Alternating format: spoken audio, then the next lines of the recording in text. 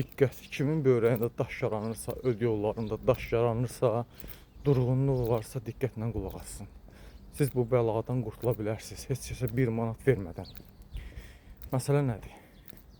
Sizi dünya dilində belə elmlə yox da, belə loğru dildə başa salmağa çalışacağam. Təsəvvür edin ki, bir borudur, içindən su axır. Dayanıb, tərpənmir. Su axır. Bir zaman keçdikcə, müddət keçdikcə təbii ki, orada yavaş-yavaş çöküntülər yaranacaq. Orada durğunluq yaranacaq yavaş-yavaş və orada olan çöküntülər bir-birinə birləşib kütlələr yaranacaq orada. Mən məsələn yadıma gəlir ki, mən rayonda yaşamışam da, Kürd çayından biz sular götürürdük boru vasitəsilə. O zaman keçdikcə o borunun içində çöküntülər yaranırdı, böyük, dola. Zaman gəlirdi, o boru tutulurdu, əməlli başda tutulurdu.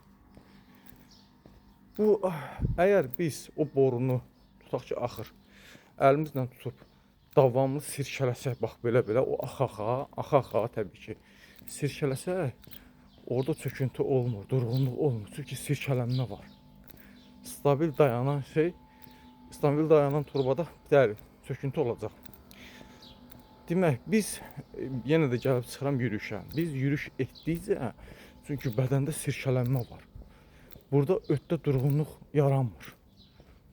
Sirkələnmə olduğu üçün rahat axıb gedir.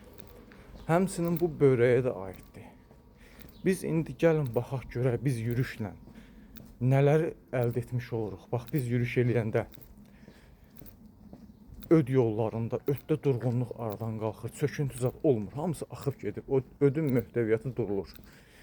Bu aiddir böbrəyə də, böbrəyə mükəmməl fayda verir. Nə durğunluq yaranır orada, nə daş kristal, olmur elə şeylər. Bu aiddir bizim qanımıza da, bizim qanımız durulur, çünki hərəkət var, qanın axını güclənir, axını. Uzqar nöqtələrə gözəl qan çatır, uzqar nöqtələrə.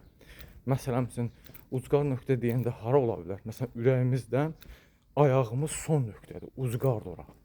İnsanlar var ki, ayağında şişkinlik olur, yara olur, xora olur, sağalmır. Niyə sağ? Çünki qan işləmir ora. Yoxdur qan, çatmır. Hara ki, qan getmir, orada ödəm yaranacaq, iltihab yaranacaq, qidalanmır. Qidalanan bütün nöqtələr gözəl olur. Bax, bu başımın üstündəki ağac qidalanıb ki, belə gözəlləşir. Qidalanmasa o da yanıb kül olar. Mən sizi indi doğru dildə başa salmağa çalışdım. Biz yürüyüşlə biz fayda əldə edirik.